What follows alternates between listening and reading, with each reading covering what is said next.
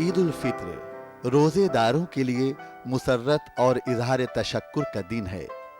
आज से तकरीबन 1400 साल पहले नबी करीम सल्लल्लाहु अलैहि वसल्लम ने हिजरत के दूसरे साल फर्जंदान तौहीद के साथ रोज़ा रखा और रमज़ानुल मुबारक की खुसूसी इबादत अंजाम दी।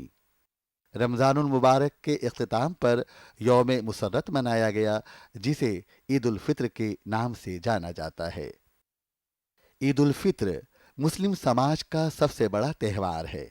इस दिन हम अपनी खुशी खुदा की बंदगी के दायरे में मनाते हैं और मुसर्रत के पैमाने रज़ाए इलाही के साए में छलकाते हैं। ईद उल फित्र बाहमी इत्तेफाक और आपसी मेल जोल की नुमाया अलामत है। नहमदुहु व नुसल्ली अला रसूलिल करीम अम्मा बाद। क़ाल नबी सल्लल्लाहु अलैहि वसल्लम इन्ना लिकुल्लि कौमिन ईदन व हाज़ा ईदुना। मुसलमान की खुशी भी अल्लाह ताला की अदा करदा है और गम भी वही देता है। इसलिए मुसलमान उस खुशी को जो ईद की शक्ल में उसे दी जाती है, तो उसको हकीकी खुशी बनाने के लिए किसी खेल कूद या लहव लाइब में नहीं गंवाता, बल्कि उसकी उस मर्ज़ी में अल्लाह ताला की मर्ज़ी को शामिल करता है। असल में इस्लाम में हर चीज़ अल्लाह को राज़ी करने के लिए है, खुश करने के लिए। इसलिए ये भी एक बंदगी है कि इंसान जब 30 दिन का रोज़ा रखता है तो उसके बाद उसको इज्तिमाई तौर पर एक जगह इकट्ठा होकर वो नमाज़ पढ़ता है। उसमें गरीब अमीर, बड़ा छोटा, परेशान हाल, आसूदा ख्याल सब लोग इकट्ठा होते हैं। सब एक दूसरे के शरीक होते हैं। और ख़ुद आका इनामदार जनाब नबी करीम सल्लल्लाहु अलैहि वसल्लम ने इस्लाम के मानने वालों को ये कह दिया है कि इस्लाम में 2 ही त्यौहार है खुशी का। एक ईद यानी ईद उल फित्र जो रोज़े के बाद है, एक ईद उल अज़हा। ईद उल फित्र का दिन जिस ईद की आप बात कर रहे हैं वो ईद उल फित्र कहलाती है। और माह सियाम के 30 या 29 रोज़ों के बाद माह शवाल के पहली तारीख़ को ये ईद का जश्न मनाया जाता है। ये खुशियों का त्यौहार है और अल्लाह की तरफ से एक उजरत है जो हमने 1 माह के बराबर रोज़े रखे, नमाज़ें पढ़ी, तिलावत कलाम पाक किया, तस्बीहात पढ़ी, सदक़े दिए, ज़कात दी और जो भी इबादत में हम शरीक रहे और इबादत हमने करी, उसकी अल्लाह की तरफ से एक खुशियों की शक्ल में उजरत होती है। और अल्लाह के दर में जो उजरत है वो वही है जो हदीस पाक का मफ़हूम है कि एक मज़दूर की उजरत उसके पसीना खुश्क होने से पहले मिल जानी चाहिए। ये देखिए, इस्लाम में 2 ईदें होती हैं। एक तो ये ईद है जिसे आमतौर से मीठी ईद कहा जाता है, लेकिन ईद उल फित्र नाम है इसका। और एक होती है ईद उल अज़हा जो इसके 2 माह 10 दिन बाद होगी। इसकी लॉजिक समझना कोई ज़्यादा मुश्किल नहीं है। आप जानते हैं कि इस्लाम में रमज़ान का महीना बड़ा पवित्र माना जाता है और इसमें एक तो ख़ास बात ये होती है कि रोज़ा रखते हैं दिन भर, 30-29 महीने में जितने भी दिन पड़ते हैं। तो 30 रोज़ों के अलावा रात में एक स्पेशल प्रेयर का इंतज़ाम भी किया जाता है जिसे तरावीह की नमाज़ कहते हैं, नमाज तरावीह। और उसके अलावा भी ज़्यादा से ज़्यादा कुरान की तिलावत की जाती है, नमाज़ें भी ज़्यादा पढ़ी जाती हैं, फिर इसमें दूसरे नेक काम किए जाते हैं। तो ये महीना इस लिहाज से इबादत का ख़ास महीना है और इसकी रातें ख़ास हैं। तो जब एक मुसलमान को ये महीना नसीब होता है और वो इसमें इबादत करता है और वो 30 या 29 दिन जितने भी होते हैं उसके रोज़े रखता है, और उसके बाद जब ये अमल पूरा होता है तो ये खुशी होती है। तो एक तरह से ईद जो है उसके खुशी का इजहार है और ईद के माने भी खुशी के हैं। तो खुशी के इजहार के तौर पे ये अल्लाह की तरफ से ये बात मिली है। अल्लाह का फरमान है कि रोज़ेदार के लिए 2 खुशियाँ हैं। एक तो एक ये खुशी जब वो रोज़ा खोलता है उस वक्त होती है, और एक खुशी वो जो अल्लाह मियाँ उसका अजर देगा आखिर में। लेकिन एक तीसरी खुशी जो है वो है ईद की शक्ल में, ख़ुद अल्लाह की तरफ से है। यहाँ तक कि उसका मनाना, उस दिन ईद की खुशी मनाना इसलिए इतना ज़रूरी है कि उस दिन रोज़ा नहीं रख सकते। आप रखना चाहें भी तो वो रोज़ा नहीं होगा। تو ایک طرح سے جو کچھ عبادت کی جاتی ہے تو اس کے خوشی کے اظہار کے طور پر یہ عید منائی جاتی ہے پوری دنیا میں۔ عید الفطر اس لیے کہا جاتا ہے کہ رمضان بھر جو روزہ رکھتے ہیں، روزے کے بعد آج کا جو دن ہے وہ فطور کا ہے، یعنی روزہ کھولنے کا، یعنی کھانے پینے کا دن ہے۔ تو ایک مہینہ جب انسان اپاس رہتا ہے، روزے سے رہتا ہے، تو اس دن اللہ کی طرف سے حکم ہے کہ آپ میٹھی چیز کھائیں اور روزہ توڑ دیں۔ اس دن روزہ رکھنا بھی ہمارے ہاں حرام ہے۔ الا ان صدقۃ الفطر واجبہ علی کل مسلم ذکر او انثی حر او عبد صغیر او کبیر، کہ آگاہ ہو جاؤ کہ صدقہ فطر ہر مسلمان مرد و عورت، چھوٹے بڑے، آزاد اور غلام پر واجب ہے۔ اور آپ صلی اللہ علیہ وسلم نے فرمایا کہ ان تؤدى قبل خروج الناس الى الصلاۃ، کہ نماز عید سے قبل صدقہ فطر ادا کر دیا جائے۔ فطرہ اس لیے مقرر کیا گیا ہے کہ معاشرے میں امیر اور غریب، دبے ہوئے کچلے ہوئے ہر طرح کے لوگ ہوتے ہیں۔ اگر غریبوں کو، چونکہ اسلام گویا نابرابری کی مخالفت کرتا ہے، اسلام سب کے ساتھ یکساں سلوک کا قائل ہے، آقا نامدار جناب نبی کریم صلی اللہ علیہ وسلم نے اس نابرابری کو ختم کرنے کے لیے وہ اس دنیا میں تشریف لے آئے، اور آپ کا پیغام بھی یہی ہے۔ اس لیے صدقہ فطر ان غریب بھائیوں کے لیے جو ہماری اس خوشی میں، عید الفطر کی خوشی میں شرکت میں انہیں پریشانی ہے، ان کے پاس کپڑے نہیں ہیں، کھانے پینے کے سامان نہیں ہیں، اور ضروریات زندگی کی چیزیں نہیں ہیں کہ وہ اس خوشی کے اندر شریک ہو جائیں، تو باقاعدہ آرڈر ہے یہ آقا نامدار جناب نبی کریم صلی اللہ علیہ وسلم کا کہ کسی بھی حالت میں مسلمان کو چاہیے کہ وہ اپنے ان غریبوں کے ساتھ شرکت کرے صدقہ فطر کے ذریعے سے، اس لیے کہ اگر اس نے صدقہ فطر نہیں دیا تو اس کا روزہ آسمان اور زمین کے درمیان لٹکا رہے گا۔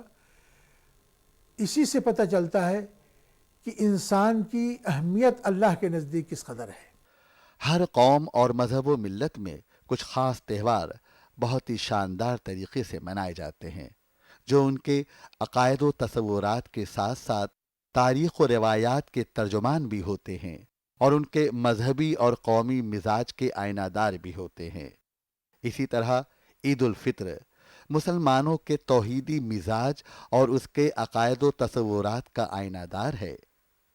عید کے دنوں میں، عید جس دن ہم مناتے ہیں وہ تو ایک طرح سے سماپن ہے پورے رمضان کے مہینے کے پوری پرکریا کا، جو سادھنا کی، تو مہینہ بھر جو سادھنا کی ہم نے روزوں کے مادھیم سے، پرماتما کی اپاسنا بہت گہرائی سے کی، اپنے نیموں میں شدھی پیدا کی، ہم اپنے شریر میں ورش بھر میں آئی ہوئی کمیوں کو دیکھتے ہوئے اس طرح کا ایک ابھیاس کر لیتے ہیں کہ جس سے وکرتیاں ختم ہو جاتی ہیں اور ہم شدھ من سے پیار اور پریم بھیتر اوتپروت ہمارے ہو جاتا ہے اس دوران۔ عید جو 30 دن کے اپواس کا ہوتا ہے، اسی طرح سے کیتھولک عیسائی اور پروٹسٹنٹ عیسائی بھی 40 دن کا فاسٹنگ رکھتے ہیں، اس کو لینٹ بولتے ہیں، جس کے اندر وہ کھانا نہیں کھاتے اور پانی بھی نہیں پیتے، اور ان کا ان دنوں میں پربھو کے پاس یا اللہ کے یا خدا کے یا پربھو کے پاس جانے کے لیے آدمی اپنے آپ کو نمر کہتا ہے، ہمبل بناتا ہے۔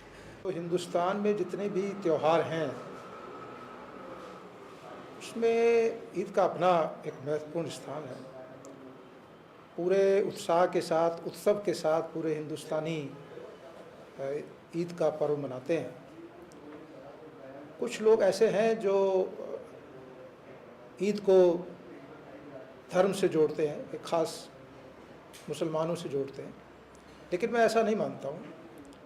عید تو ہندوستان کا ہی نہیں بلکہ یہ تو انترراشٹریہ پرو ہے، اس لیے اس کا اپنا مہتوپورن استھان ہے، اور اس کو پریم، اہنسا، بھائی چارے کے پرتیک کے روپ میں عید کو پورے ہندوستان کے لوگوں کو اور دنیا کے لوگوں کو منانا چاہیے۔ عید کے دنوں میں پربھو کا کلام، شبد جو ہے وہ جوڑنے والا بنے۔ دنیا کے اندر جو مونوتھیسٹک قومیں ہیں ان کے اندر کا سمواد بڑھے، اور اگر یہ بڑھتا ہے تو عید کا اثر ایسا بھی ہو سکتا ہے کہ دنیا میں بھائی چارہ اور امن پیدا ہو سکتا ہے۔ عید جو ہے وہ مسلمانوں کے تہوار کر کے سیمت کر دیا ہے اس کو۔ کرسمس جو ہے वो ईसाइयों तक सीमित कर दिया। ईसा कोई ईसाइयों के थोड़ी थे, तो सारी दुनिया के हैं। जो भी सत्य की वाणी बोलता है वो किसी जात की या किसी धर्म की बपोती नहीं होता है। गुरु नानक ने कहा है कि अव्वल अल्लाह नूर पाया कुदरत के सब बंदे। तो उसी नज़रिए से जब सभी उसी के ही बंदे हैं तो फिर झगड़ा किस बात का है, फसाद किस बात का है। और ईद इसलिए हम सबको, चाहे हम हिंदू हों, मुसलमान हों, सिख हों, ईसाई हों, सबको ये त्यौहार राष्ट्रीय पर्व की तरह मनाना चाहिए और सभी इसमें ऊंच नीच कोई भेद रखना नहीं चाहिए। और सभी मुसलमान भाइयों को और दूसरे सभी लोगों को ये मैं मैसेज देना चाहता हूँ कि ईद के मौके को भाईचारा, शांति और प्रेम के त्यौहार के रूप में मनाएं। किसी भी मज़हब का त्यौहार हो, ये नहीं कि हम ईद की बात कर रहे हैं, ये नहीं कि हम दिवाली की बात कर रहे हैं, ये नहीं कि हम होली की बात कर रहे हैं। तमाम मज़हब के जो लोग यहाँ रहने वाले लोग हैं, जब भी वो अपने त्यौहार मनाते हैं तो ये बात बड़ी एक प्रैक्टिकल देखी गई है। और शायद ही दुनिया के पर्दे पर जितने भी मुल्क हैं उस नक्शे में शायद ही किसी और मुल्क पर इतनी गहराई से निशान लगाया जा सके जितने कि हम अपने हिंदुस्तान पे गहराई से निशान लगा देते हैं कि इस मुल्क में जब भी कोई भी किसी भी खित्ते में कोई एक मज़हब के मानने वाले अपना त्यौहार मनाते हैं तो कभी भी ऐसा नहीं होता कि वो ख़ुद उस त्यौहार को मनाकर बैठ जाएं, बल्कि हमेशा ऐसा होता है कि आवाज़ देते हैं। जब दिवाली होती है तो मुसलमानों का आवाज़ दिया जाता है, ईसाइयों का आवाज़ दिया जाता है, और जब ईद होती है तो मुसलमान अपने हिंदू भाइयों को, ईसाइयों को, सिखों को आवाज़ देते हैं कि तुम आओ हमारे साथ हमारी खुशियों में शामिल हो। और ऐसा ही होता है। ये मुल्क इस बात के लिए अपने आप में एक मिसाल है। यूं तो दुनिया के हर अदब में ईद उल फित्र के बारे में कुछ न कुछ लिखा गया है, मगर उर्दू और हिंदी अदब में ईद उल फित्र को ख़ास तवज्जो दी गई है। बहुत से अदीबों ने ईद को मरकज़ बनाकर कहानियाँ और नज़में लिखी हैं, और बहुत से अदीबों ने अपनी तसनीफ़ में किसी न किसी बहाने ईद का हवाला भी दिया है। शुरू से लेकर के आज तक ईद के बारे में अदब में बहुत कुछ लिखा गया। मैं तो आपसे अर्ज़ करूं कि ईद एक ऐसा त्यौहार है जो हमारे मुहावरे का हिस्सा बन गया। मसलन जब हम कहते हैं क्या भाई आप तो बड़ी ईद मना रहे हैं, ईदें मना रहे हैं, या ईद आप तो ईद के चांद हो गए हैं, तो अब ईद एक ऐसा त्यौहार बन गया कि जो हमारे मुहावरे का या ज़रबुल अमसाल की एक अलामत के तौर पर इस्तेमाल होने लगा। मैं स्वयं प्रकाश की कहानी पार्टीशन है, उसमें एक कैरेक्टर है कुर्बान भाई। कुर्बान भाई जैसे चरित्र पर कहानी लिखना और उसमें भी ईद का संदर्भ आता है। कुर्बान भाई जब वहाँ अकेले पढ़ते जाते हैं तो स्वयं प्रकाश की सहानुभूति उन्हीं के साथ होती। एक और कहानी का मैं जिक्र करना चाहूँगा, विजयकांत की कहानी है, बान उसका नाम। बान मतलब बांध। एक सनफी मियाँ है जो बांध, जिन्होंने एक खेत गड्ढा किराए पर लिया है जिसमें मछली पालन करते हैं, और मछली पालन के दरमियान जो है वो बांध छोटा सा बांध देते हैं ताकि पानी भाग न जाए। लेकिन जब मछलियाँ आती हैं तो सनफी मियाँ इतने खुश होते हैं, जैसे उसमें विजयकांत कहते हैं कि सनफी मियाँ की मछलियों को उछलते देखकर सनफी मियाँ को वैसी खुशी मिल रही थी जैसे ईद का चांद देखने पर खुशी मिलती। और वो बहुत ही कायदे से उस कहानी को ले जाते हैं। बहुत ही मार्मिक कहानी है सनफी मियाँ की। इसी तरह से अब्दुल बिस्मिल्लाह की कहानियों में उसका संदर्भ आता है। असगर बजाहत के उपन्यासों में उसका संदर्भ आपको मिलेगा। ऐसे बादशाह हुसैन रिजवी की कहानियों में आपको दिख जाएगा। उर्दू अदब में गज़ल को एक अहम मकाम हासिल है। उर्दू के गज़लगो शायरों ने ईद को अपनी गज़ल की जीनत भी बनाया है। अब आप गज़ल में आइए तो देखिए, गज़ल ये अलामत जो है ईद की, ये खुशी और मुसर्रत का एक पैकर बन गया। शायद ही कोई शायर ऐसा बचा हो जिसने गज़ल में ईद का जिक्र न किया हो। उर्दू के मारूफ शायर मिर्ज़ा गालिब भी खुद को ईद की मुसर्रतों से जुदा न रख सके। उन्होंने जिस खूबसूरती से अपने कसीदे में ईद का जिक्र किया है वो काबिल तारीफ़ है। गालिब जैसा अहम और गज़लगो शायर भी जब अपने कसीदे का जिक्र करता है जो बादशाह ज़फ़र की शान में है, हाँ महे नौ सुने हम उसका नाम कि जिसको तू झुक के कर रहा है सलाम, اتنا خوبصورت گریز عید کا کیا ہے جو اردو یا فارسی کے کسی قصیدے میں میری معلومات کے مطابق ایسا خوبصورت گریز نہیں ملتا۔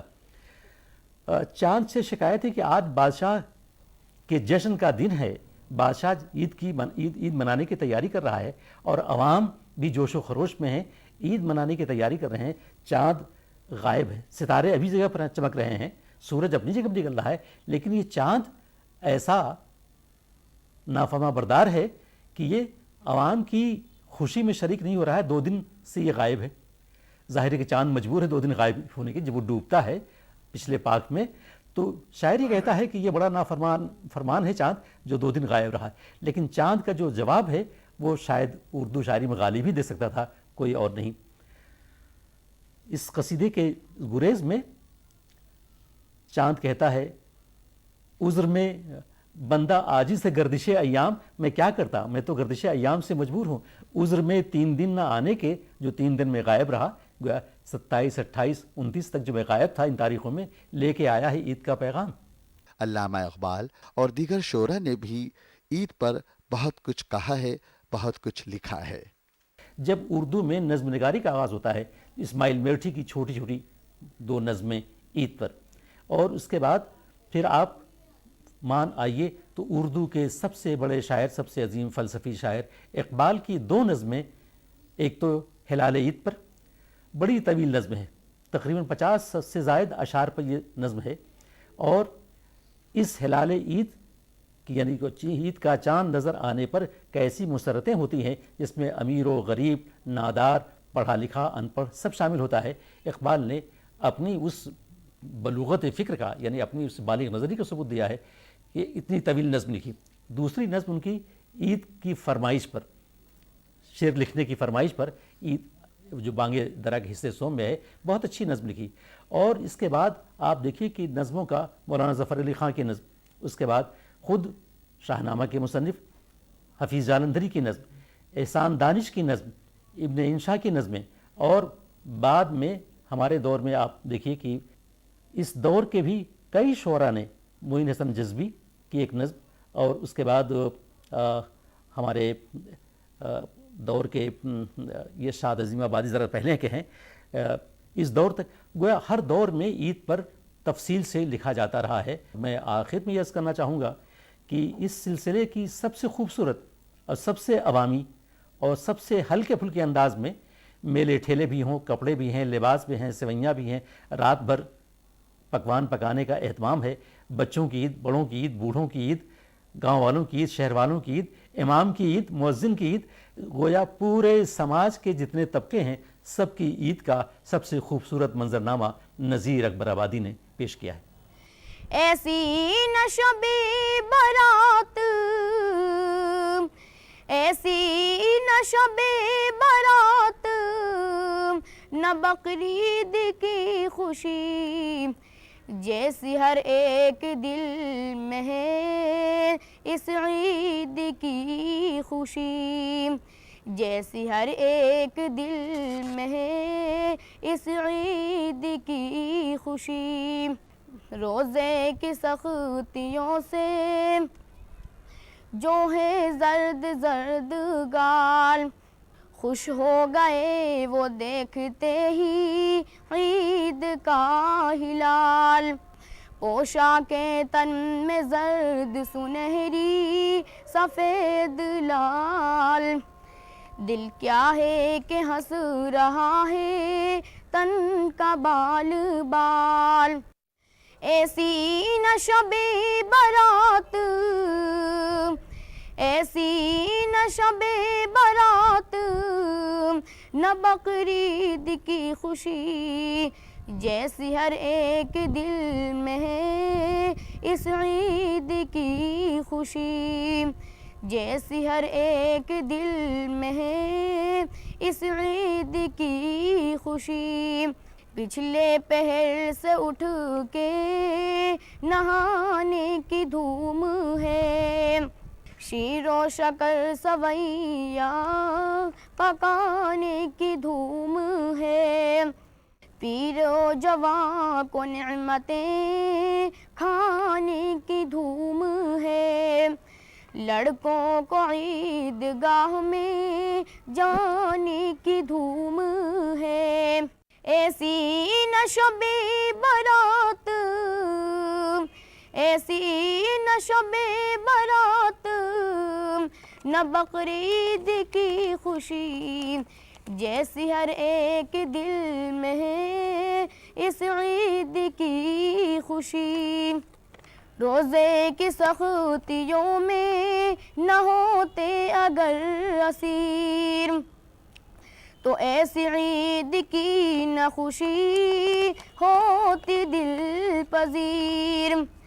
سب شاد ہیں گدا سے لگا شاہ تا وزیر، دیکھا جو ہم نے خوب تو سچ ہے میاں نذیر۔